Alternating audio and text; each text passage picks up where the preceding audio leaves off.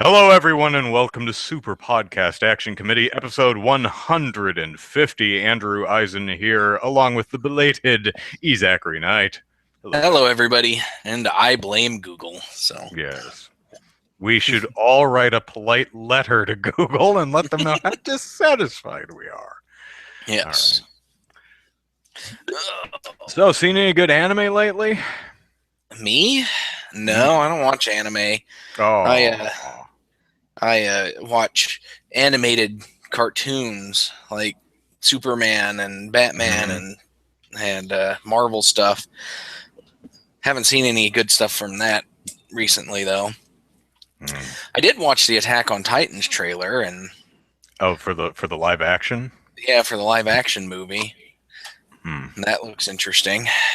Yeah, it could be okay. I like the show. Haven't read the manga, but I found the show compelling. It's like the last show I was really into. I was just mentioning I saw a show called, I think it's called, the English translation, something like, Is It Wrong to Pick Up Girls in a Dungeon? Which doesn't quite describe what the show is. The show takes place in a literal MMORPG in a medieval fantasy setting where you have a class, you have stats, you level up, you go into a dungeon, and you farm monsters who respawn and have loot drops and rare drops that you can use to craft new and better items. I found the world of that particular anime absolutely compelling because I love RPGs and Dungeons and Dragons, tabletop role playing games in general. Unfortunately, it's the same stock stupid characters that you get in pretty much every anime. The lead guy is your hapless goofball who's impossibly honest and morally straight. He has absolutely no failings whatsoever, except being completely oblivious to the fact that every single girl in the entire town wants him bad. And I'm like, he's adorable, but really? I mean, I can buy the guy being popular with the ladies, but man, most of them go out on a warpath for him. I mean, it's although it keeps from being another harem anime, which is nice. There's also another one that's just starting called Monster Musume or something like that. I read part of the manga and thought it was stupid. I actually like, again, the world is cool. It's a world where there are mermaids, centaurs, giants, zombies, spider peoples, harpies. They're all real, and they are integrated into society. And this guy, whose parents, of course, are off in America somewhere, as with every anime hero, gets a snake girl, a girl who's like a Gorgon, except she doesn't have snakes in her hair. She's just the upper half is female, the lower half is some type of constricting snake.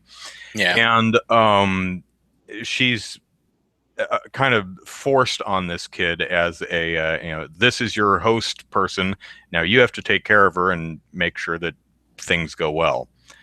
And you're like, okay. And as the show, or at least I've only seen the first episode, but as the manga goes on, he ends up adopting more and more unique people. A centaurus, a mermaid, a blob slime water girl, a harpy. Did I say spider girl? Usually it's bottom half of an animal, top half of a female. The problem with the manga, at least, is it's not pornographic. It's kind of halfway between ecchi and hentai, to the point where it's just kind of skeevy and gross. But there are enough really cool ideas in the designs are way too busty, but a lot of the designs are really unique and interesting. So it was a hard read because there was a lot I really liked and a lot I really didn't. But the first episode of the anime actually managed to, and this may just be the first episode for me, to tip it over into just completely ridiculous territory that I Hmm. actually laughed out loud like 3 times. And I didn't do that with the manga. I think that just the energy and the absurdity that they put into the animation really helped the show. And they also go far enough in the anime so far that it goes from just kind of uncomfortably skeevy into, oh my God, to one of those, and you either enjoy that type of humor or you don't. So I may Yeah. give that one a couple episodes, see what they do with it, but I really didn't care for the manga, and I really wanted to like it because there was a lot of good about it. But Yeah. I don't know. I'm just I've watched a few things. I've just never seen anything that really grabbed my attention.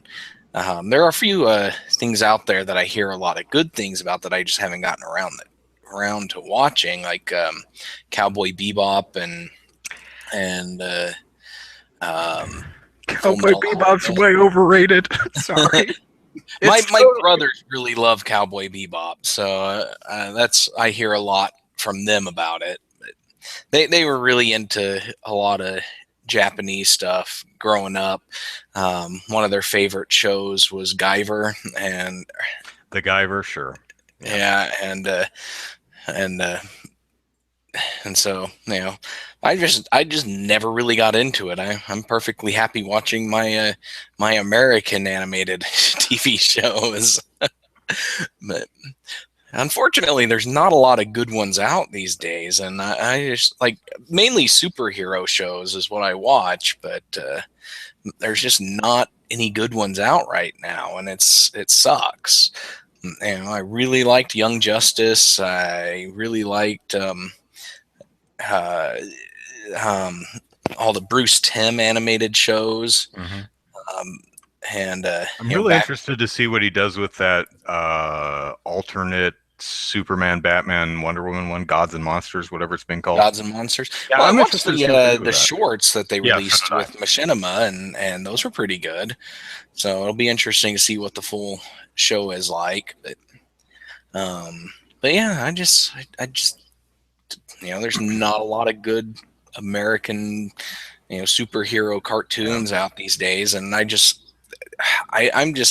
can't stand to watch things like SpongeBob and um, Adventure Time and Oh man, stuff like Adventure that. Time I people just rave can't. about, but I can't get past the what I perceive as a really off-puttingly ugly art style. I really don't like the design. And Yeah. it makes it almost impossible to watch for me. Maybe I'll have to sit down and really just force myself through it at one point to see the genius. But Mhm. Jalerical says, I've never understood in anime why the main character parents are always gone because they're in the States or out of the country for the whole series. For the same reason that Disney characters' parents are always dead. Just because who wants to deal with them? Just get them out of there so we don't have to deal with it. Gaming Gems, hello. James says Seven Samurai is great. The movie's great. I actually have the show too. You can see it right there. The anime's really interesting. The Kurosawa movies, one of my favorites. I love it. Bebop is so good, music and action wise. Yes, absolutely. Music, animation, action. I really admire a lot about the show. The show didn't really do it for me, though. A lot of it was Faye. I can't stand Faye. I don't understand why it. She screws him over in like every single episode. Why hasn't someone shot her at some point, or at least kicked Yeah. her off the shit? Just no, Faye, go away. No one wants you here. You horrible, horrible, horrible person. Um, I'm the devil. Yeah, okay. Uh, yeah, because people love Faye, and I was never big into the kid in the white cutoff T-shirt and shorts. I have no idea. Can't remember her name. Ein's the dog, I think. I don't know. But I will Someone say will tell me in the the most chat. recent show that I watched that I really loved was Avatar. I watched the Legend of Korra first, and then I went back to watch The Last Airbender, and I liked them both. They were great shows, and I wish Cartoon, is it Cartoon Network or Nickelodeon? forget which one it is, but whoever it is, they needs to get their heads out of their butts so that they can, so we can get some more of that. Because man, whoever the people writing and directing that were just doing a phenomenal job. And I personally, I was happy with the ending to Legend of Korra, and I'm like, okay, if that's how they want to end that particular series, that's fine with me. What I wanted to see was, okay, so they've had an airbender, they've had a waterbender, let's move on to the earthbender and then the firebender. Just have a series focused on one bender from each, or one avatar from each tribe. That would have been awesome. Yeah. Is it Edward? What is that character's name? Yeah, Ein was the dog, and James called me a devil for the Adventure Time comments. Over on the let's see, the YouTube comments, we've got LK Gamer Dude plays, LK plays, Dude plays. That's a hell of a username right there. Hello. Nice. But I have not seen Avatar or Korra, but yeah, Edward is the girl. Okay, so the crazy one in the white shirt. Yeah, I hear it's great. It's great, its art style doesn't I don't find off-putting, so that's a step in the right direction. Yes, definitely. But yeah, Bebop has some wonderful animation, wonderful fight choreography, great action. The music is phenomenal. But as a show, it just didn't really grab me. There were two. I love Outlaw Star though. Love that one's great. Yeah. Okay. So last week I told y'all I was playing Her Story, which is a fairly new release, which is a very, very different game. It's similar to Gone Home in the sense that the goal of the game really is figuring out the story rather than accomplishing some other task and learning the story as you go along. In Her Story, you are someone sitting at a computer from like 95, pawing through interview clips from a old interview from 1994 where a woman's being interviewed over a couple of weeks. So there's 6 or 7 different interviews, and you can only access the clips 20 to 30 seconds at a time, and they're all from different places. And what you do, if you have to type in search terms, and any clip where she says that word will come up, but only the first 5.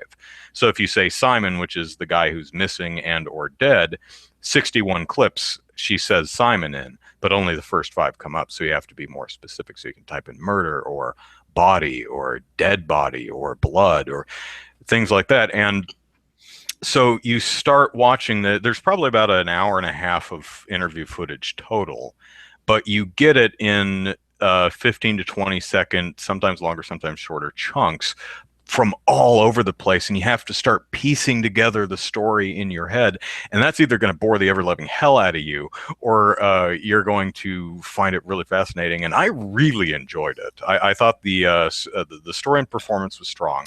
I thought the interface was really, really interesting, and although I did find a way to cheat and game the system, I didn't. Well, I only did at the very end because there were a couple of clips that I couldn't figure out how to get to, and most of them were about a second long and were the single word no or yes. There's a point where she takes a lie detector test, so there's 7 or 8 clips where she just says yes. Those were the clips I couldn't find, so I used my little I'm not sure if it's an exploit. I don't know if the developers put that in there on purpose, but really, I enjoyed the game. I think it's really very unique, and definitely like Gone Home. Definitely not for everyone, but if that sounds interesting, definitely. Kaganeko-sama, I haven't seen you in a while. Hello. But if that sounds interesting, it's a game you can't really recommend because it's so unique that it's hard to judge how other people are going to react to it. So all you can really do is describe how it works. And if that sounds interesting, go ahead and give it a try. Yeah. I really enjoyed it.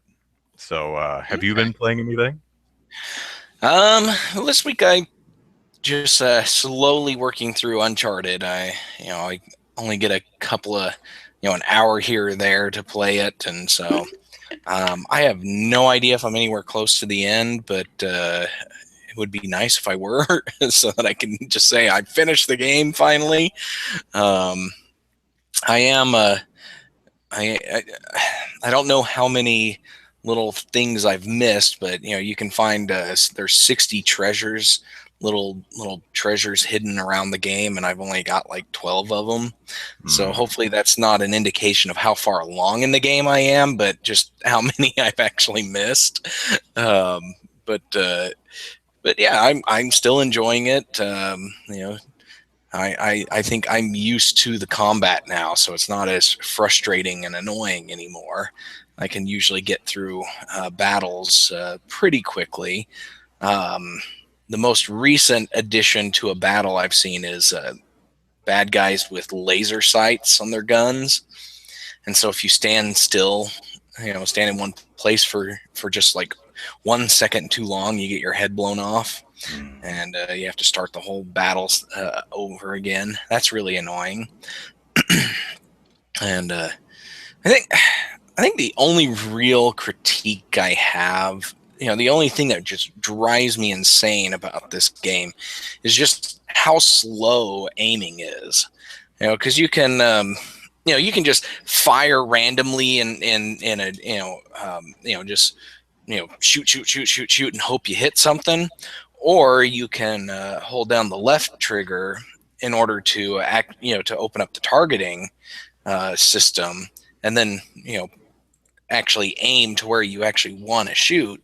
But that thing is so slow, and you have to, you're out of cover for so long trying to figure out, or trying to aim at the guy that's shooting you with some kind of bazooka thing, and it's just it can be so frustrating and annoying.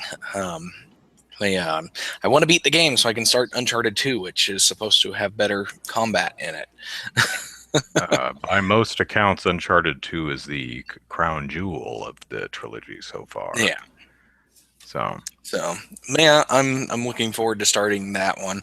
Other than that, I've been playing more Minecraft. I started building a castle this week, um, which is kind of a pain in the butt because um, my spawn point, the game has a compass, that always points at your original spawn point. Well, my spawn point was at the top of a hill, and there's this little basin behind it. And so it's like, okay, well, if I'm going to build a home, I'm going to build it here. So I've had to kind of level the area out, which means filling in this entire basin with dirt so that I can actually build on top of it. That took me a good 4 hours, 6 hours just to fill in the basin, so that I could actually build on top of it. Um, but yeah, my son is really impressed with with how big of a thing I'm trying to build in survival mode. So I have to go and harvest materials that I'm going to use in the game. I can't just magically make stuff appear. So that's kind of time consuming there. yeah, I can't make fun. I've spent a lot of time grinding in Monster Hunter, so although for some reason what popped up in my head is my experience in Rune Factory Frontier, which is Harvest Moon with more action. Yeah. You take your gardening implements like a hoe or an axe or anything, and you go into a dungeon and start beating animals with it.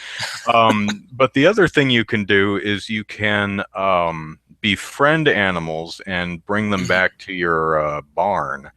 And then I think you can take them into the dungeon to fight for you. Yeah. And how you do that is you buy a brush and you forcibly brush these animals until they like you. So you've got this toothy wolf on Nice. how, and it charges at you, and you like sidestep out of the way like a matador, and you brush it as it runs past, and it's like, the hell? Don't do that. And it charges you again, and you run out of the way, and you run up and you brush it real quick, and it's like, no, stop brushing me. And so you forcibly brush these guys until they're like, oh, that's the spot, I love you. Which is kind of weird, Yeah. but it is really hilarious. Video games. Interesting. Yeah. Yeah, I finally got a dog. I just happened to come across a dog and I had a couple of bones on me and I'm like, okay. So I managed to tame a dog, which was cool. I don't do anything with it. It just sits around my house. And then I've had some horses just kind of find their way into my fences. And I'm like, okay, I'll tame you too. Okay. If you really want to live here. Yeah. You said dog. I was reminded of the dog in Fallout 4, and we saw the footage at E3, and dogs are cool. Cats are better, but dogs are cool. And a dog's going to be cool, but I didn't understand what exactly this dog's supposed to do, because what in the footage they show, they say, okay, I can move the cursor and highlight the wrench over there in the barn. Go get it, boy. And the dog runs in the barn and he looks around. He goes, aha, and he shakes his tail and he goes and he grabs the thing and he trots it back to you. I'm thinking that's neat, but I could have a lot more easily just walked my own ass into the barn and grabbed the wrench myself, you know. I mean, I guess that's when you want to when you want to get something that's in like a hive of mutant mosquitoes or something, that will kill you if you go in there. Send the invincible dog in there to go and get it. I was going to say, yeah, it's like, well, there's a bunch of toxic sludge in that cave. Go get it, Fido. But then again, the dog apparently is immortal, so. Yeah. All right, let us move on with our first topic, which is this week's poll, which I need to close real quick. Here we go. Okay, so I think we mentioned this a little bit last week, but the SPJ, the Society of Professional Journalists, is hosting an AirPlay event, which is going to be a big Gamergate discussion where at least 3 people from Gamergate and 2 journalists and ethics experts and a game developer, I believe, are going to sit down and talk about what Gamergate is and what game journalism ethics issues exist in the area of games journalism today, what we can do about them, how journalists should approach Gamergate and how journalists should or should not cover it, what are ethical issues, what are not, all kinds of fun things. Now, what the original plan was to have actual game journalists there too. That doesn't seem like it's happening. From what I understand, Michael Koretsky, the guy who is organizing the AirPlay event, was unable to get enough journalists, or maybe even any journalists there. I would have gone, but no one wants me there. So there's probably not going to be any game journalists there, which led me to ask the question in this weekend's poll, or this last week's poll: should game journalists be a part of the Gamergate discussion at the SPJ AirPlay event? This is one of our lower participated in polls. We only had 149 people vote, and I tagged both Gamergate and SPJ AirPlay twice, 3 times on Twitter, I think, over the week. And I don't know if it's just one of those things. Maybe there was something really good on TV at the time and no one saw it, or maybe no one cares. Really hard to say. But from the 149 people who responded to the poll, 45% said yes, absolutely, there's no point if they aren't there. 11% said no, the discussion will be better off without them. 16% said it doesn't matter, it will be fine without them, and 28% said it doesn't matter, the event is doomed. That place has a death curse. Anyway, so 45% said yes, there should be journalists there, and everyone else said no or doesn't matter. Although nearly 30% thinks the event is doomed.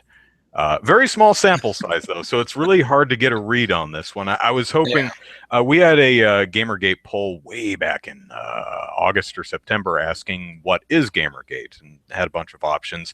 We had nearly 2,000 people respond to that one. So and nearly all of them were voting for the exact same choice too. Sure. Which means there's all just Gamergate people coming in and voting in it. Which is totally fine. Totally, yeah. Because that's what we're asking. What is Gamergate, and who would know better than a Gamergater? Now, I lost my place. What?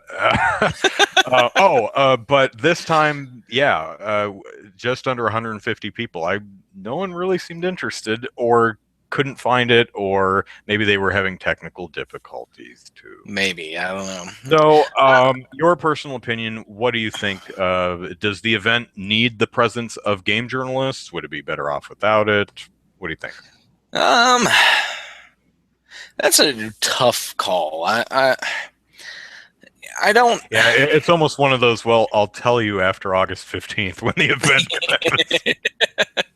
Yeah. Well, the way, from what I understand of this AirPlay event, it's an event to get to know what Gamergate is, what drives it, what their goals are, all that stuff, and personally, I don't see a point in having game journalists there alongside it, because from my perspective, if game journalists were there, the event has there's the possibility the event will just devolve into a Shouting match.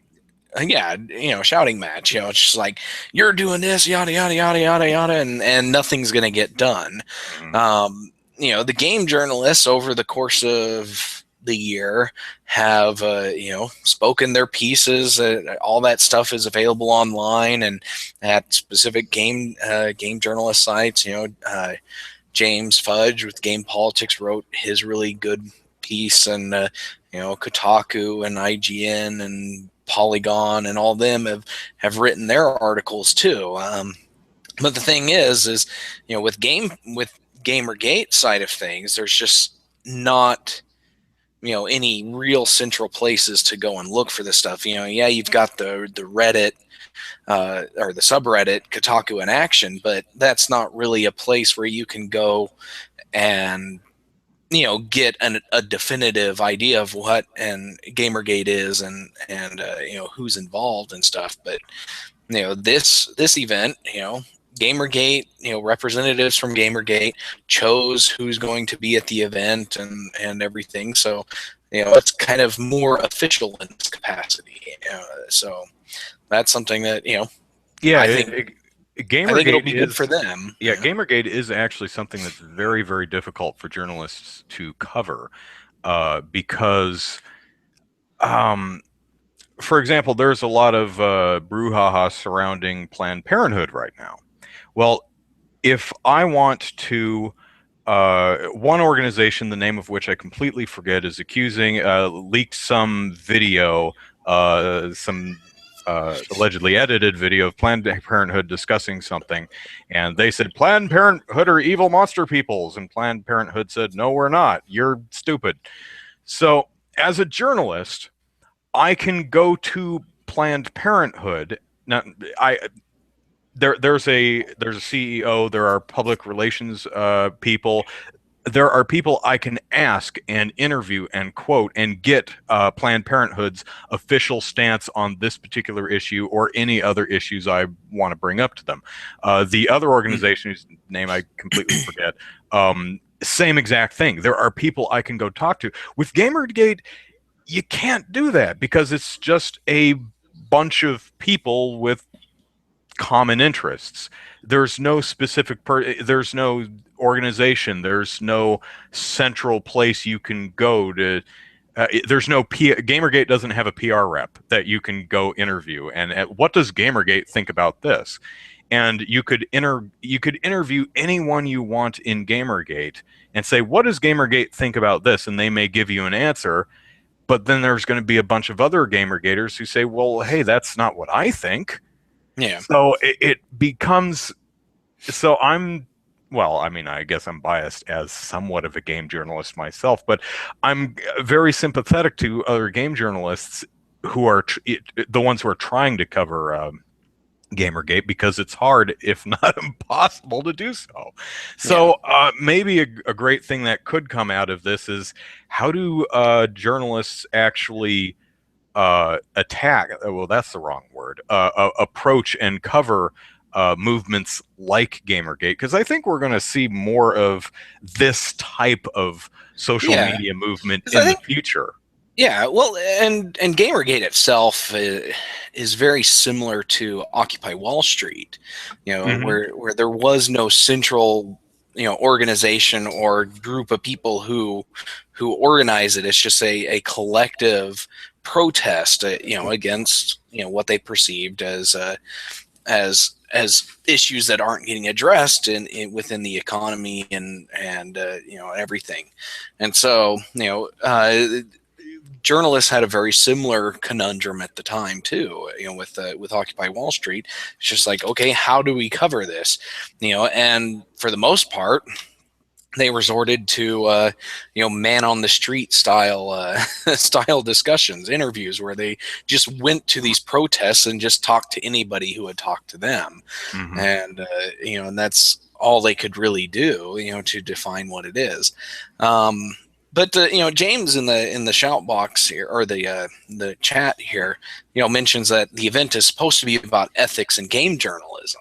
Hmm. How effective do you think that particular discussion will be if there are no games journalists there? Well, there are journalists there. Two of the people are journalists and ethics experts. So I think um, Gamergate can bring, pardon me, can bring up a bunch of issues that it believes are issues, and can get some feedback from people who are very familiar with the SPJ Code of Ethics and say, is this a problem? Is it not a problem? How, if it Mm. is, how big of one is it? What should be done about this? I think that's very valuable because I see a lot of people. I've had discussions with a lot of gamergaters about very various accusations of journalistic malfeasance in the games or journalism arena, and we all and a lot of people have different ideas as what counts as a journalistic ethics issue and what doesn't. Um, so maybe I think we mentioned this last week with how to obtain a video game for review. Can you? Is it okay to just buy it from the store? Is it okay to get a review copy from a publisher? Is it okay to fund a Kickstarter or pay a Kickstarter to get a game? Yeah. How about when you're talking about Kickstarter, is it only okay if you pay just enough to get the game? If you pay more than the amount of money to get the game, is that something you should disclose? Maybe only if it's something like some type of tier you're paying at where you have some type of creative input in the game, like your face appears in the game or you write some Yeah. dialogue for the game. Uh, lots of really interesting stuff that has either never been asked or never really been answered. So I think the event really has the potential to answer a lot of very interesting questions. Yeah. I think it also has the potential to crash and burn. I think I voted in the poll that it might be better off without game journalists because I Yeah. think there's so much bad blood between journalists and Gamergate at this point that it may just devolve into a shouting match of well, you did this, nuh-uh, well, you did this, nuh-uh, yeah, nuh-uh. And Hmm. it's gonna be 5 hours of that, nothing's gonna happen. So uh hard to say. By the by, Michael Koretsky, the gentleman who is from the SPJ who is organizing this event, we'll have him on the show next week. So if you folks have any particular questions for Mr. Koretsky, uh, uh, tweet me or email me or Facebook me or YouTube me, You can email them what is it, superbagpodcast@gmail.com. Send them to James. I'll write an article about this Monday, Tuesday, somewhere where I get around to it. Put your questions in the comment section. So we're going to have Michael on the show next week, and we'll interview him and ask all the questions and hopefully answer every single little itty bitty detail you could ever possibly want to know about the SPJ AirPlay event. So Yeah. let's see. Am I missing anything in the chat here? Yeah, disclosures, what should be disclosed, what doesn't need to be disclosed. See, me personally, and I could be totally wrong about this, I don't feel any, as a reader and as a I've reviewed I think one game in my entire journalism career. I've never felt the need to disclose how I obtained the game. Uh, I as a reader, I don't care how you got, well, unless you stole it or killed somebody for it, then I care. But Yeah. yeah, that's not something that's important to me. But that doesn't mean that it's information Yeah. that shouldn't be disclosed. It's just something that doesn't matter to me. Yeah, I think, personally, I think when it comes to, how you got the game, it doesn't, to me, it doesn't matter. What matters is what else did you get? If a publisher gave you a copy of the game and a fruit basket, perhaps you should disclose that you got a fruit basket. Hmm. Or if the company flew you out to Hawaii for an in-person demonstration of the game, yeah, you should definitely tell me that you played this game at a trip paid for by the company to Hawaii. Hmm. That's the type of stuff you should do. But if the company just sent you a copy of the game and that was it, I don't care. Yeah, but a lot of people really seem to. I don't understand why, but if a consensus came down from on high that the proper way to write a game review is to disclose how you got the game, I'm fine with disclosing that. It's just something that doesn't occur to me because Yeah. I don't care. But Yeah. these are the kind of things that I hope come out of the SPJ event because Mm-hmm. um, I, Well, I'll and I've been speaking with Michael Koretsky since, oh gosh, early June, late May, somewhere around there. And he and I talked about me possibly participating in the event as a games journalist. And I talked to him at length, and there are a lot of I think it would be fun, and there are a lot of things I think I could learn because I have no formal training in journalism. I just, as far as ethics uh, go, I do what I feel is right. And if I have a question, I ask people I trust, like you mhm. or James or some other folk. Uh, but like I've been talking about with the Kickstarters, disclosing where you got a game, Patreon stuff, I have a lot of questions where I have my own opinion, but I don't know what the proper thing to do is. I don't write game reviews typically, so it doesn't really matter for me. Yeah. But there's some really Well, for me, interesting, cool things that could come out of this, I think. and I do write game reviews from time to time, and I have a small audience and stuff. Most of my game reviews lately have been from games made here in Oklahoma. Mhm. For a while I was writing game reviews for games released on the Ouya, and I just haven't been able to do much of that anymore. But when I did game reviews on the Ouya, everything was done through the free demo. It's like I played the demo and then I wrote my review based on that demo. Because so in the end, it's like, okay, did this demo make me want to buy the game? Yes or no? That's how I approach the review. Um, and but when I write reviews for games in Oklahoma, I'm at it's a little bit of a different story because I do know a number of them personally. I go to game dev events with them and hang out with them every now and then. So so it's like, okay, how do I disclose that? So I just decided, okay, I decided that on my OK Game Dev's website, I'm just going to put a big, disclaimer or I forget how I worded it. Um, my policy on there, and it's like, okay, this is what disclosure policy is what I called it, and it's like, okay, unless otherwise stated, I paid for the game, or reviewed it off a legally available free version, and so unless otherwise stated, that's where it is, and that's implied in everything. If I don't mention anything about how I got the game, that's how I got it. Yeah. And it's right there in my disclosure policy. And I also mentioned that I have a personal relationship with a lot of developers out here, so unless they give me something, I don't feel the need to disclose that relationship. Yeah.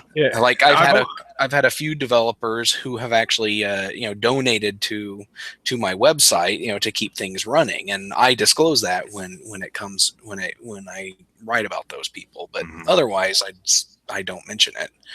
Yeah, we always try to disclose if we're writing about someone we have a professional relationship with. For example, if I am writing an article about IGN, I try to remember to disclose the fact that I freelance for IGN.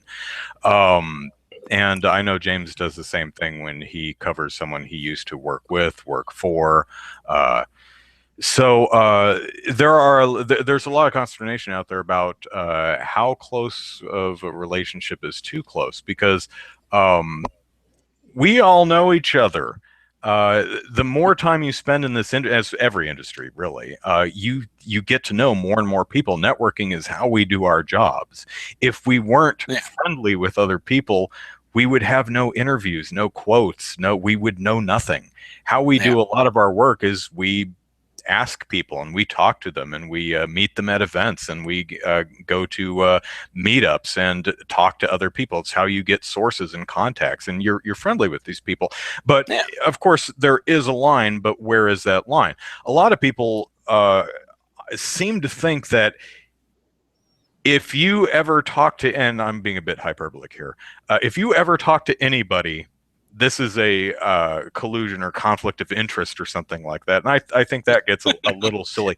Where I personally draw the line, and this may be the wrong place, but where my brain puts the line is, if this is a person who you're friendly with, friendly enough to have drinks with, but only at industry events, like you go to E3 or GDC and you say, "Hey, Marvin, let's go out for beers and talk shop." I don't think that's too close of a relationship. I don't think that's a friendship or anything that needs to be disclosed.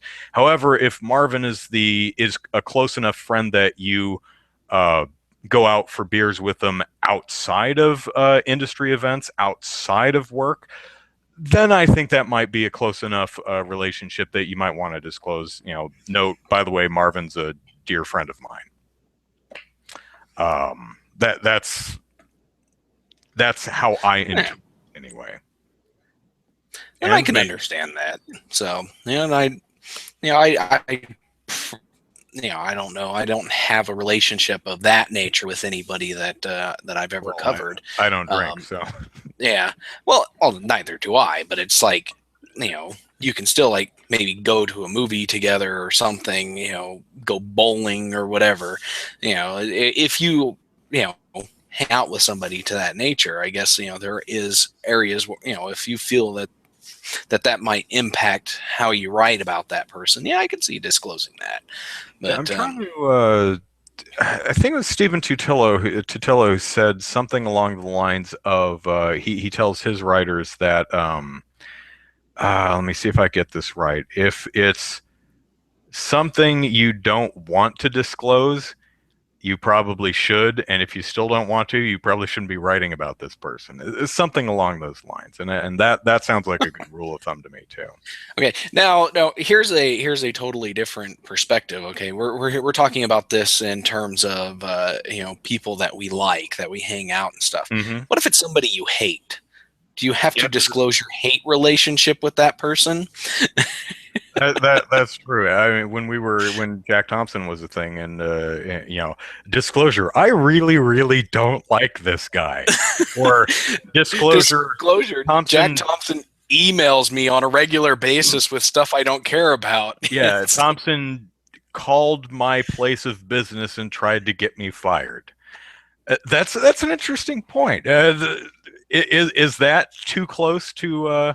Should I have disclosed that in some of my writings about Jack Thompson? Because I never I've talked about it on podcasts and other places, but I never wrote articles about Jack Thompson harassing me at work, or rather harassing my place of business, trying to get me in trouble. My place of business actually was saying, we really don't care what that Andrew sent you an email outside of work. I don't know why you think we're interested in this, but yeah. Kaganeko-sama's mentioning the Gamergate mascot Vivian James. I still think that Gamergate should have adopted some cartoon gator as its mascot. This could be the Gamer Gator. And I grabbed a public domain cartoon gator from Shutterstock way back in September, October. I wrote an article about Gamergate, and I used the that little gator, and I was hoping it would catch on, but it never did. And I kind of look for excuses to use it, but yeah. Oh well. I don't know.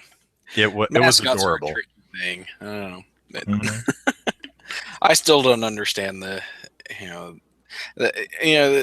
whole, what was it, purple and green color scheme signifying rape. I don't get that, and maybe I think the character is just, it's fine, and if that's what they want to use as their mascot, go ahead. Yeah. Whatever. I actually, just from an aesthetic, I think it's an attractive character design. I actually like the illustration of Vivian James. I think it's a neat looking character. But I don't know. I have to wonder if the green and purple thing was deliberately. It probably was, knowing where it came from. But it's one of those super inside jokes that is, oh, well, that's offensive. Yeah, I suppose, but no one's ever going to know what the hell that means. Only people who. Well, I didn't even know what it meant until everybody started complaining about it. I'm like, okay, what in the world are you talking about? And then somebody explained to me, like, what are you talking about? Yeah. It's like, okay, you don't like this because somebody made fan fiction GIF, and what? Yeah, it's like, yeah. On the other hand, I'm kind of a disgusting enough person that I found the original GIF kind of funny because it's two cartoon characters. Yeah, I mean, yeah, the subject is repugnant, but there's something innately humorous when you have a really dark, twisted, sick sense of humor like I do about one hyper-masculine cartoon character brutally sodomizing another, especially since these cartoon characters are kid show characters. Speaking of that, brutal sodomy? No, hyper-masculine characters. Oh, okay. Screw Attack is doing it's a rematch between Goku and Superman. Oh, I'm totally watching that after the show. Yeah, they've got it, because last time it was Super Saiyan Goku versus Superman, so he went up to Super Saiyan 3, I think, but now it's Super Saiyan God Goku versus Superman, so that'll be interesting. Superman's gonna win. Well, Superman kicked his butt last time. Yeah. Well, the thing is I am really not up to snuff on my Dragon Ball lore because the show is terrible. Oh yeah, I said it. There is nothing worthwhile about Dragon Ball Z. It is absolutely horrible in every conceivable possible way. But you know what? I really like Yu Yu Hakusho.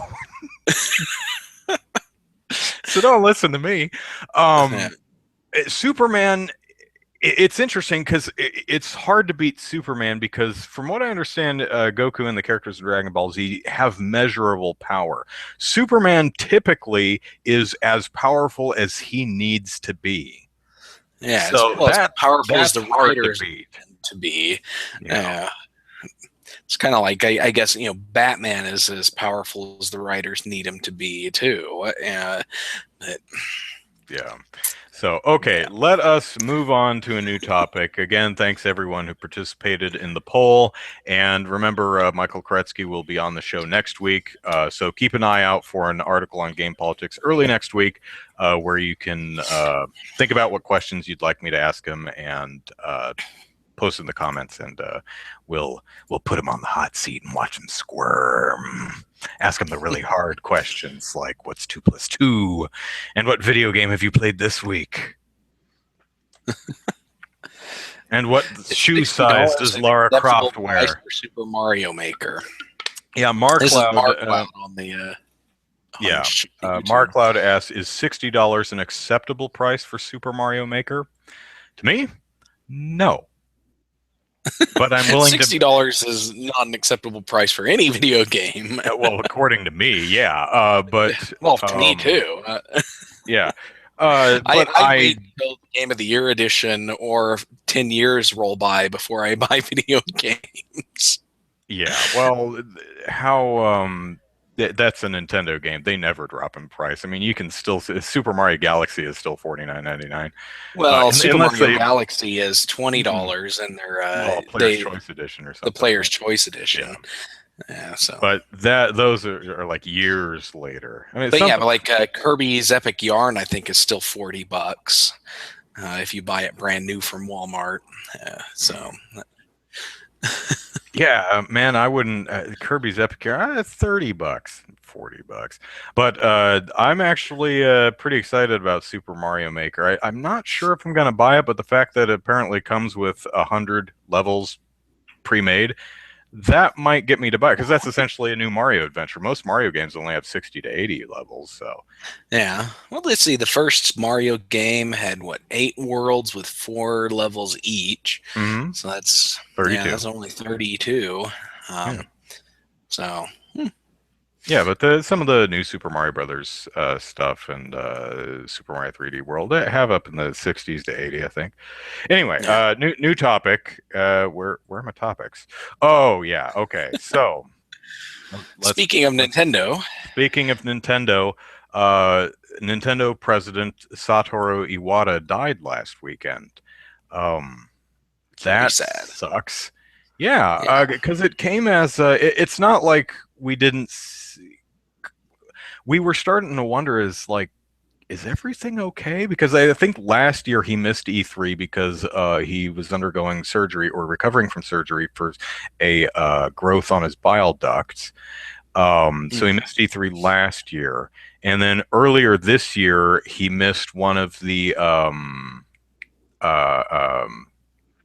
conferences, not conference, the conference call with the people who hold stock on the company, shareholder thing. He missed out on one of those, and then he missed E3 again this year, but they said, oh, no, it's because of the conference calls and stuff like that. He's just way too busy with work. And a lot of us were thinking, is he okay? Because, Yeah. And then just boom, he on, I think, July 11th, Nintendo announced that he died from a complication with the growth on his bile duct. And it's interesting because last year they said that this is something that's hard to treat, but it's because it's something that you don't catch usually. But we caught it early and things are good. So I don't know if they were just putting on a happy face or. Well, maybe the surgery he had last year extended his life a year. Yeah, and that's really true. I mean, it's sad when anyone dies, but Iwata was one of the most personable big corporation CEOs. I mean, even people like us who can name Phil Spencer and other people who run Xbox and Sony, Iwata was the face of the company. He was on all the Nintendo Directs. He did the Direct to You. The guy was just adorable. And he had an amazing sense of humor. he'd hold the bananas and look at the bananas and then look at you. He had a Muppet made of himself. A wonderful sense of humor in that man. And Yeah, well, he's they, also they did the when they introduced the me as a character in Smash Brothers. They had him and Reggie fighting it out. Yeah. that was amazing. Yes, it That was was. last year. That fight between him and Reggie, that was great. Yeah. Um, he also is an incredibly competent guy. He started as a lot of folks who run game companies, whether this is true or not, you get the sense that they are just business people. I'm Mhm. here because I love gamers and I love video games, and a lot of them you don't really believe. Iwata, you Yeah. totally believe. This is a guy who Oh started as yeah. a gamer. He started as a programmer. I've heard stories that and a lot of this comes from the amazing Iwata Asks series that they've been doing for years, Mhm. which was a series of developer interviews that they would put up on Nintendo's site, where usually once a game launched, Iwata would sit down with the developers of the game and do a really in-depth interview with these guys and show off early prototypes and why they did Mhm. things the way they did, and it was just fascinating. And Nintendo's really the only company that did that, and Yeah. especially odd because Nintendo has historically been so damn secretive. Now granted, all these Iwata asks were typically after the game they're discussing released, but still it Yeah. was wonderful to see this cardboard mock-up of the Wii U gamepad. They said, "Well, we got a bunch of pieces of cardboard and glued it together so we could physically hold it and drive it around and see what happens." And Yeah. one of the interesting things is in the translation of the Iwata Ask columns, almost every single paragraph or passage rather ends with parentheses. Everybody laughs. You get the feeling that now whether it was because they were nervous because they're in front of their boss, but you get the feeling that Iwata was really just that nice and friendly and Yeah. personal kind of guy. I've also heard that he did a code review for one of the Smash Brothers games. I think the GameCube one, which launched with the GameCube. It was falling behind, so he took a couple of weeks and actually did a full code review. Wow. Um, and this Yeah. would have been I this would have hate been the doing year code before he was the president. reviews. But Yeah. But yeah, he's he's just an amazing guy, and I think Nintendo is going to sorely miss him as their CEO. But I look at Iwata here, and compare him to Reggie. Reggie's a business guy, mhm. and you can tell that in his manner and stuff. Yes, he likes Nintendo. He loves Nintendo. He loves the company, and But he's he going to be with sucks at Smash Nintendo for a Brothers. while.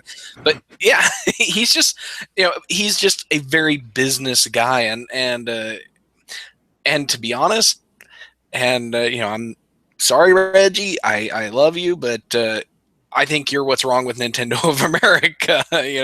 With all the crap that Nintendo of America does to American Nintendo fans, like not giving us a new 3DS that's not an XL, and not giving us the faceplates, and taking a year and a half to release the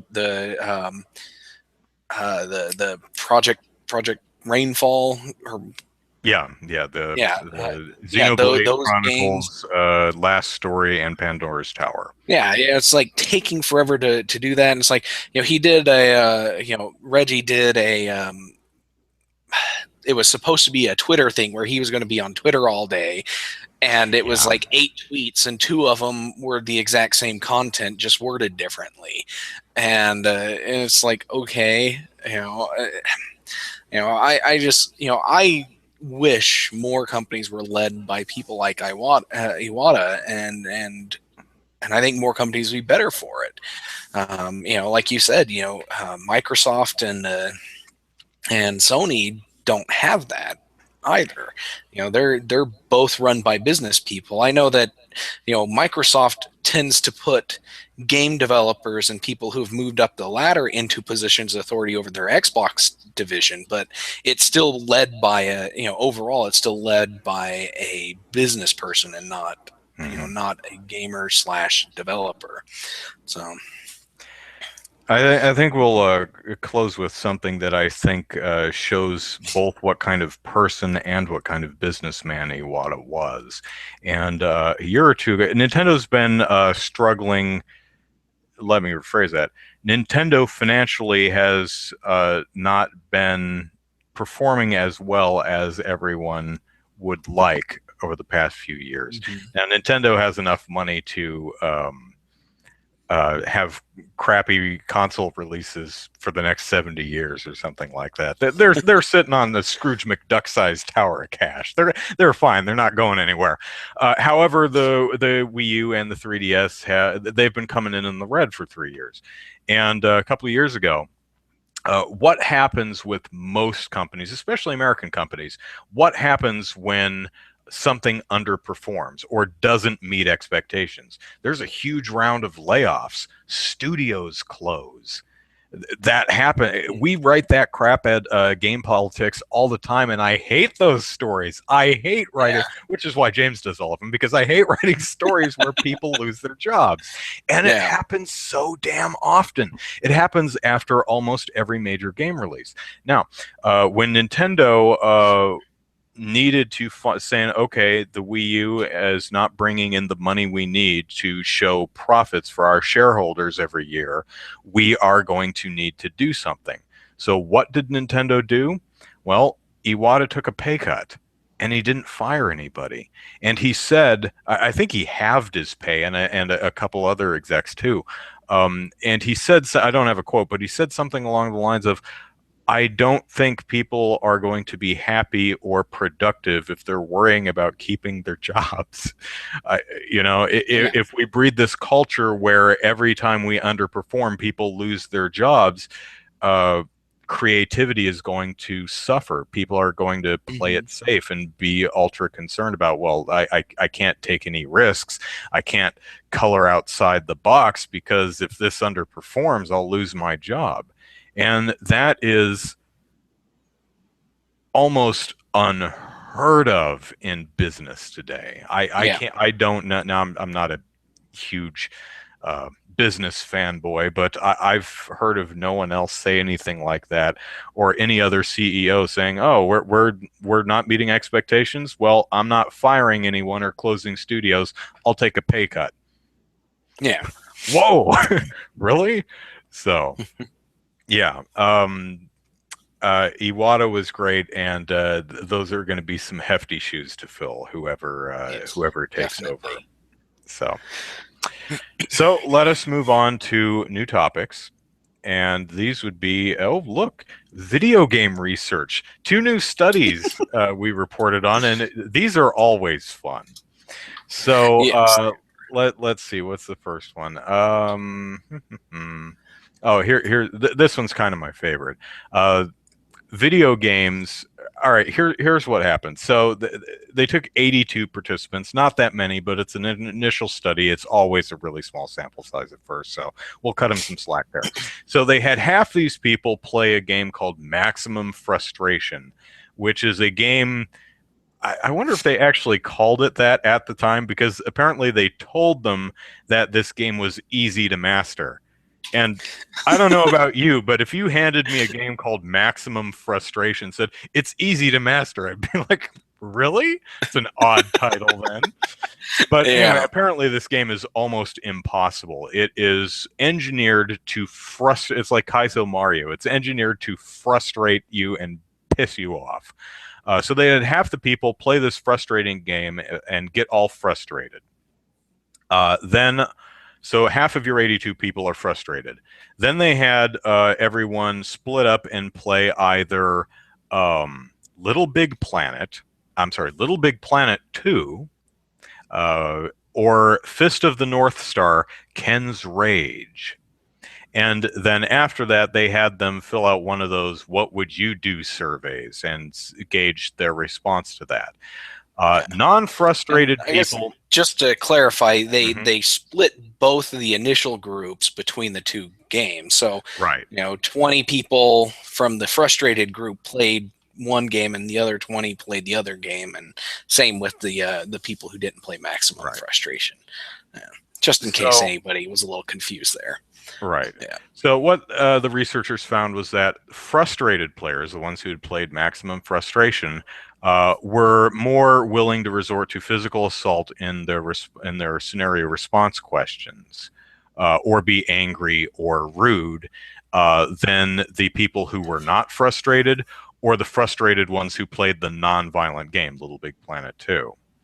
Now, I'm wondering if it's because Fist of the North Star Ken's Rage is violent, or because the game sucks.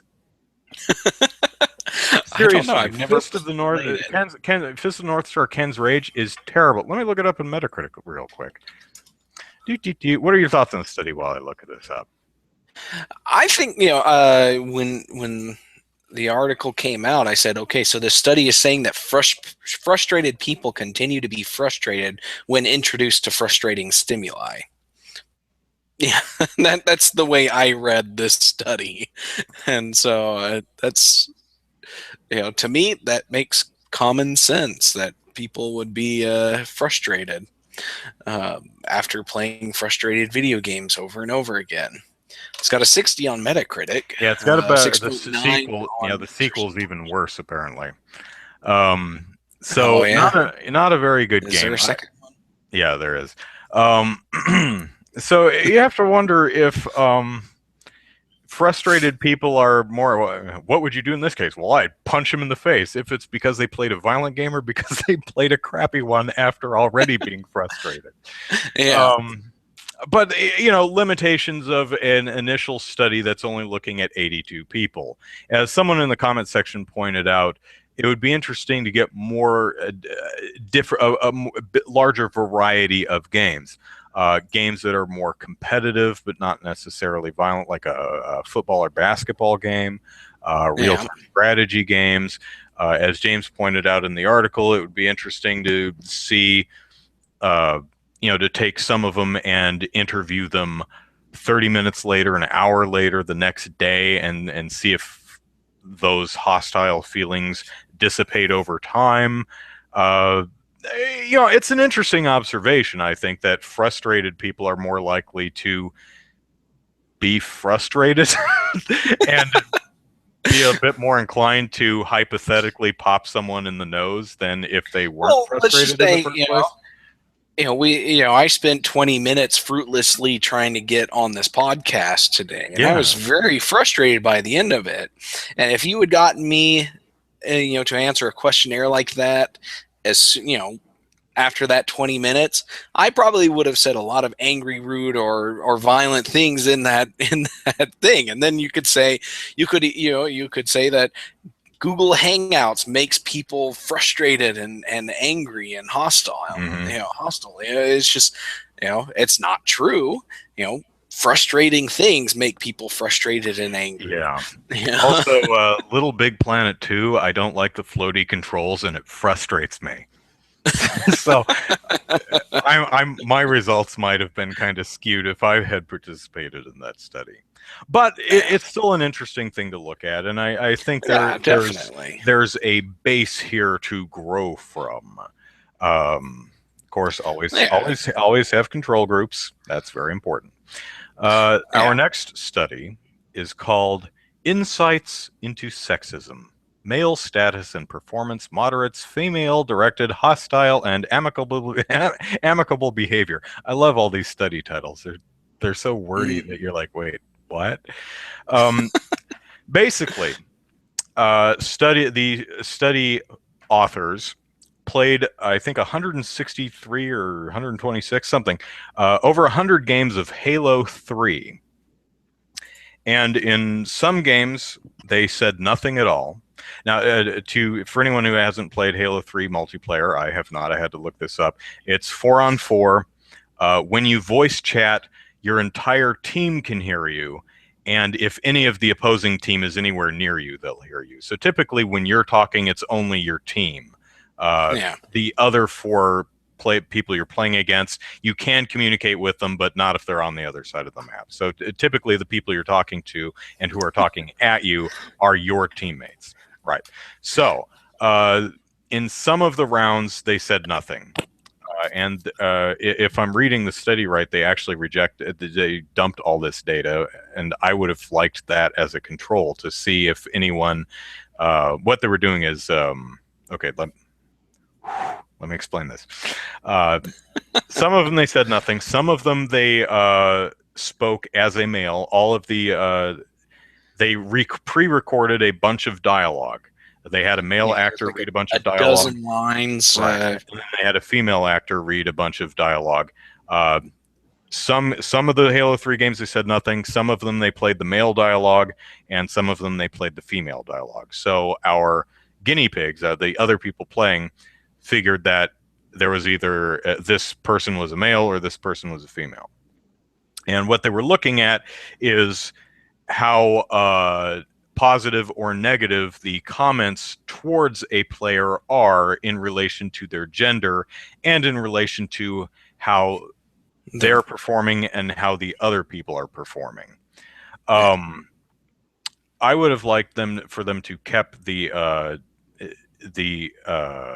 I didn't say anything data, because it'd be interesting to see if anyone says, "Hey, dipstick, who's not saying anything, you suck." Or do people only talk at you if you talk, or do if you don't talk, do you get any comments directed your way? Would have been interesting to know. Yeah. So I've been talking too much. So take the lead, Zachary. Tell us about the study. All right. So the study, like Andrew said, it attempted to figure out, how people reacted to male and females of various, gameplay ability and such. And it's actually an interesting read. I read most of the study. I didn't actually read the whole thing because I was at work at the time and was just only looking for key parts, things that were interesting, because I was in a conversation about it in the comments. But to me, the big thing that stands out is that they found. Let's see, how many people was it? I think they had about 80 and 180. Yeah, they actually spoke in these 129 matches or 26 matches. I think you cut out. Say that again. Oh, they said, they found that, after they poured through all the data, 189 different players spoke in these matches. And so that would be about less than half of the people who played on. Yeah. Yeah. So, but of all those people that spoke, not a single one was a woman. Mm-hmm. So that was the first big thing that stood out to me, that nobody was speaking if they weren't a guy. Now, it was brought up that, okay, does this mean that all the people playing were guys, or just the ones that were speaking? And I think, personally, I think it's a pretty big stretch to say that everybody was a guy, because if you're if this study is accurate in how it observes the online gaming scene, if you're a woman, you probably avoid chatting on online games. Right. The study observes that generally women have more nasty comments directed their way than men do. So you could understand that a lot of women who would want to play Halo 3 multiplayer might not even be wearing a headset. Even if another woman, you might say, well, how come they would there be some camaraderie? Like if the study person who spoke as a woman, like, oh, hey, another woman there. Well, kind of hard to throw on a headset in the middle of a Halo 3 game. Also, there'd be another 400 people, probably a little bit less than that, on the other team that you mostly didn't hear from because they're on the other team. So, is it likely that there were absolutely zero women playing? sheer numbers, probably not, but doesn't Yeah. really surprise me that none of them said anything, especially if we're observing that women get the brunt of most of the horrible things said. So they noticed a correlation between a lot of different things. So skill level, which is something that Halo 3 actually tracks and displays. They Yeah, so noticed, it tracks things like how often you were killed, how many people you killed, and I don't know all the stats, but probably like time between kills and that right? sort of stuff. They found a directly proportional relationship between the maximum skill level achieved and the number of positive comments received by the female player. So if your skill level was low, you would get very few positive comments. But as your skill increased, so would the number of positive comments a woman would receive. Now, for male, it's like a flat line. So Mhm. it's interesting. The female curves up like this, but for males, it doesn't seem to matter what your skill level is. At least in this observation, you receive the same number of positive comments no matter how skillful you are. The second observation was looking at a relative difference in maximum skill achieved. So the person saying something at the person doing the study. So if you're a woman, let me see. So number of positive comments. If you're a woman and you're which way is this going? Hopefully, I don't get this backwards. If you're a woman and you are better than the guy, you get more positive comments. So if you are like the difference in maximum skill achieved is 40, then you get way more positive comments. However, if you're less skillful than the guy, you get less positive comments. Men, the curve is not as steep. Yeah, there is a So bit of a curve, but it's right, like right.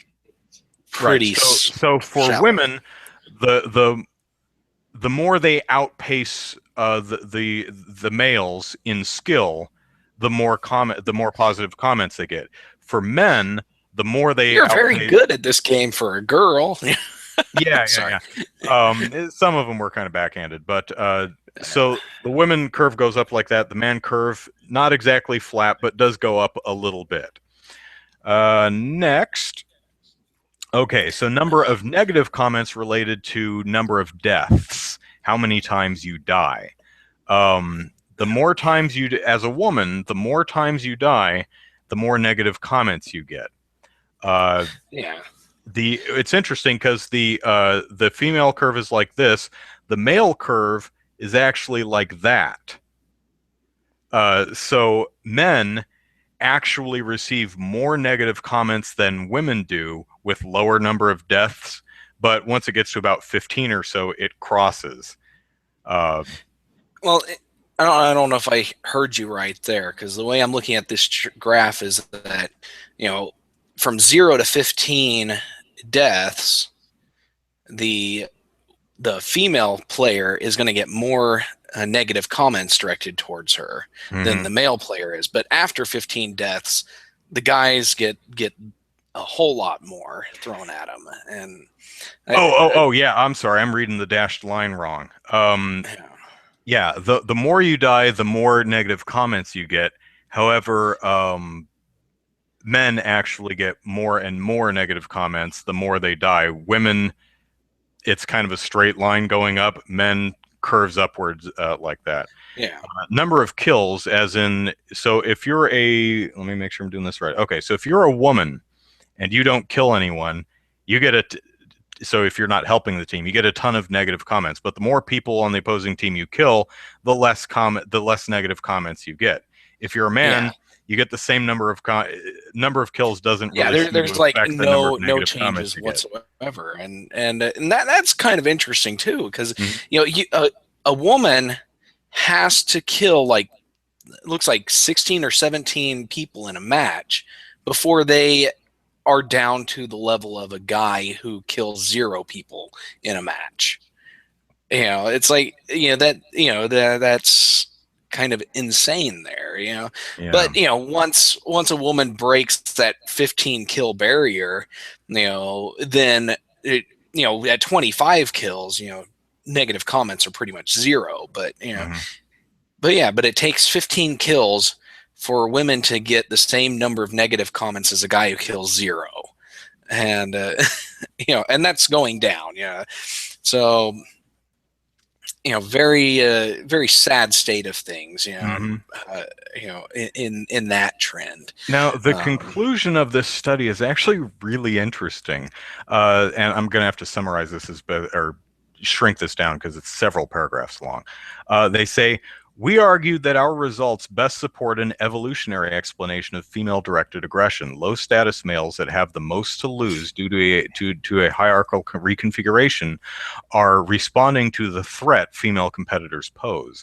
High-status males with the least to fear were more positive, suggesting they were switching to a supportive and potentially mate attraction role. Hopefully that's more analogy for explanation. I think it is. I don't think they were trying to hit on I don't think they're the researchers are trying to imply that those people were hitting on those women. Yeah. But yeah. But the end conclusion is this, and this is a longer paragraph, so bear with me.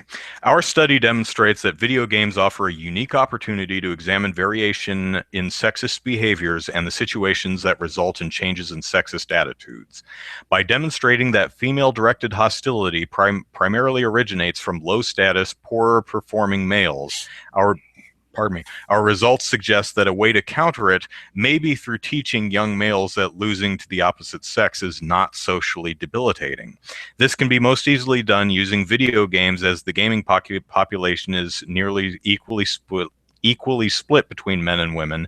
However, given that there is a general bias in game preferences between the sexes, first-person shooters largely remain male-biased communities, not unlike some male-dominated work and study environments, like the technology sector, engineering, mining industry, where women experience greater frequencies of sexist behavior. The idea that video games may be reinforcing such gender segregation as the norm for many teenagers is troubling, given the fact that a significant proportion of them are gamers. Such ideas have the potential to spill over in real-life interactions and promote socially acceptable behaviors as sexism. And I'd have to read through the entire thing, but the females, when the study people spoke as a female, the female player character was the only one who received sexist comments. So no one, none of the negative comments directed at the males were gender based. There were a few penis jokes, but so. Yeah, interesting study. I think there's some interesting things to look at there. And gaming at 808. Hello. Yeah, and it's definitely something that this is a great introductory study into this. It has been pointed out that this is just one game on one specific platform. Oh yeah. It would be great to look at such behavior on things like MMOs or real-time strategy games, just other games on other consoles. Splatoon. Oh wait, no voice. Yeah. No voice chat in Splatoon. But if there's a less violent multiplayer game that you can play on an Xbox 360 or PS3, try it out on that. See if the trends are the same or similar. But again, this is a great introductory study into this, and unfortunately, it doesn't bode well for women participation in console first-person shooters. They have to significantly outperform their male counterparts in order to receive positive encouragement, or to at least not be subjected to crap. Yeah. Now everyone is subjected to crap, even males, but women are subjected to more crap, which the amount of crap goes down as they prove themselves. Mm-hmm. Um, and that's the case with males too, but they still don't get as much crap. So yeah, it's a high barrier of entry, and it's a small wonder that they didn't hear any other females playing Halo 3, if that really is the case in that game's community.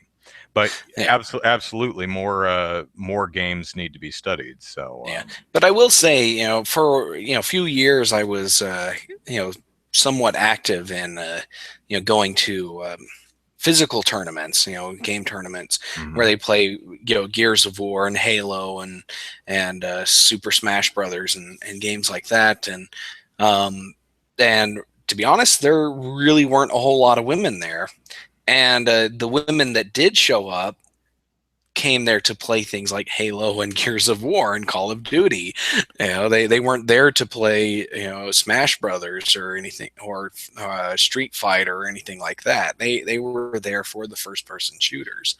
Um, but yeah, I will say that physical communities and groups like that, where people actually get together, things are a lot more calm and positive than playing online, where people have that anonymity filter, uh, you know where they can feel that they can react poorly and not suffer any consequences.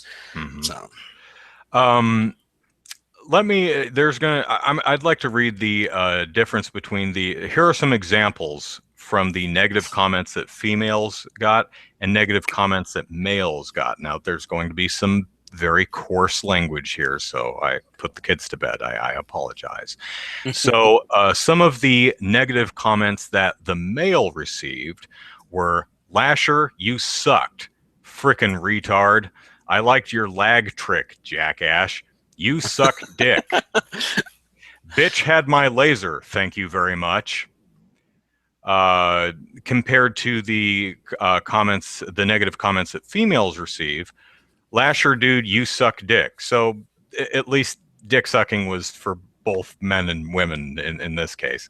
Um, yeah, either that or stop. it was a pre-recorded insult, and Yeah, it's a soundboard. You just hit the yeah. button and it says that. Yeah, stop stealing my kills, you little piece of shit. Shut up, you whore. She's a nigger, though. Should have made me a sandwich, bitch. It's the bitch stealing my kills. So, so yeah, males and females both got some negative comments, but females definitely got the stereotype and the gendered ones. Yeah, Uh, definitely. And granted, these are just examples, so I haven't seen all of them. But one thing I'd like to end saying that one thing I really like about this particular study is the fact that it's about as real world as you can get. Hmm. The authors just jumped online and looked at an actual real game of real people, real gamers out in the world sitting in their living rooms playing Halo 3. It wasn't a bunch of college kids that they invited into a room for a study and said, we're doing a study for a thing, please sit here and play the game. It was a bunch of gamers who were just naturally sitting down, spending their time playing Halo 3. So I think that is a great approach to studying how gamers interact with and play with video games, is to actually go watch them do it. And Yeah, luckily these days with online gaming, we can do that. yeah. So, But and we luckily also know now go that ahead. now that the study's been released, now we know that if you're online playing a video game and you hear a woman's voice, you might want to be nice to that woman because she's probably a researcher studying your behavior. Yeah, So you're put on making your us suit and tie and put and you're making us all look bad. Let me. There was one thing that I wanted to point out. Where is it? Where is it? Where is it? Let me see if I can find it real quick. Um, okay. Okay. For the examination of negative statements, there were two focal players in the female voiced manipulation that made 10 more negative statements than the next highest individuals, greater than 5 standard deviations from the mean. As a result, we removed them from our analysis to ensure they did not skew our results towards significance. In other words, there were 2 people in this study who were real mean, and they tossed their results because they would have skewed the results. Once they had 10 more negative comments They were the than everyone else. outliers. Yeah, they were the Yeah. extreme outliers. So they just had, so there were 2 people who were just really particularly horrible. Well, and I think that's probably why they but now that you're saying that, that's probably why they just dumped the control group data, from the compilation. Yeah. While it would have been great to have seen the control group data, it wouldn't have been good to combine it with the the actual focal players. But yeah, it's like anytime you do statistical analysis of anything like this, you always want to chop off the extremes on both ends, because it's going to, it can have a real skewing effect on things. It's kind of like the humble bundle. If you get there in the first 5 minutes and somebody has paid $1,000 for the humble bundle, and you're like, well, crap, now the average price is $786. How am I ever going to do this? That's why the humble bundle sets a hard average until they get a sizable enough people to buy it where it has a real average, Right. where those extremes are accounted for, Right. accommodated for. So over on YouTube, yes, hello, Gaming in 808s, and let's see, Stephen Winbury, hello, thanks for thinking we're awesome. Zombie Slayer Z says, I hardly game with females as I never seem to run into any in online matches. Yeah. And you probably are running into them. They're just not talking. Not saying anything. Yeah. And I actually do know some women who play games and like to play online multiplayer. I hate online multiplayer, not just because of chat. I'm just a single player gamer, but they like playing this stuff, and typically they just don't bother with headsets because people are nasty to them. I know one who deliberately uses a androgynous, is it an Xbox tag? I think it's an Xbox username. So it's not like Stephanie. It's Gamer X or whatever. Just so she's not bothered because she's had the experience. So says she. She could be lying. I don't know. Saying that. I've had this problem before where as soon as someone finds out you're a girl, they just dogpile, and it's not always nasty stuff. Sometimes it's just, oh my gosh, a girl. Ah! If you've seen the end of there's a joke in Inside Out, the Pixar movie, where the girl walks into, she's 12 or 13 or something, and she walks into a 13-year-old boy, and she's like, oh, sorry, and the boy's like, and it zooms into his head, and the little personalities in his head are, sitting down and rocking himself to sleep. Girl, what do we do? And he's standing there.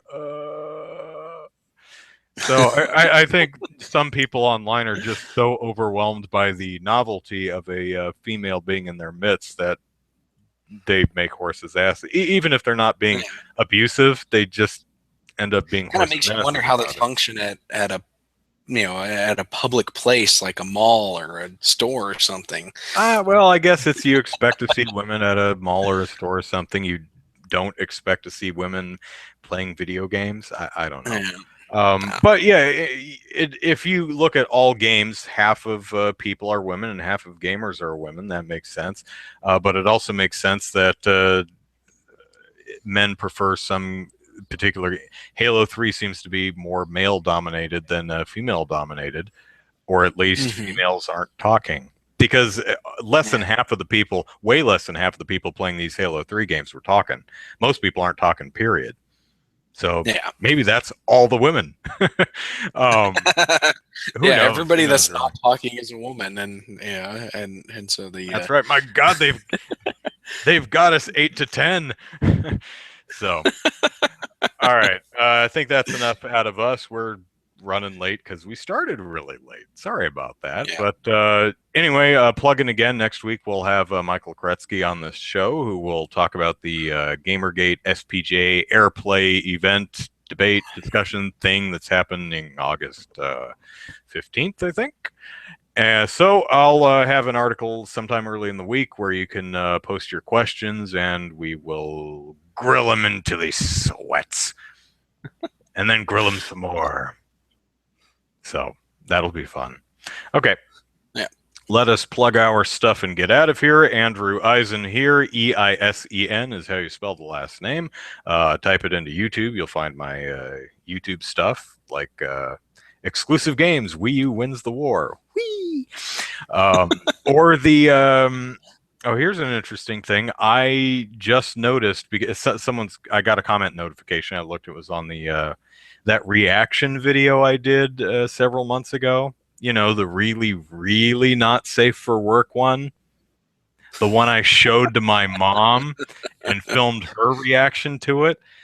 That video has over 100,000 views. I was like, when the hell did this happen? It only had a couple thousand last time I looked at it, and suddenly it has 100,000 views. It's like 107,000 now. So, yay, Mom! I should have her running my channel. Anyway, at Andrew Eisen is Twitter. Andrew Eisen YouTube is the Facebook page. So follow me, like me, all that. Subscribe, like videos, do all the fun social media stuff. That's it for me. Zachary, take it away. All right, you can follow me on Twitter at Easy Night, and you can also check out my game development work at DK_gaming, and you can also follow, or that's for DivineKnightGaming.com, and you can also follow the Oklahoma game development scene. It's OK Game Devs on Twitter and okgamedev.com. And sometime next week, hopefully early next week, I'm actually launching a new website that I hope is going to be fun.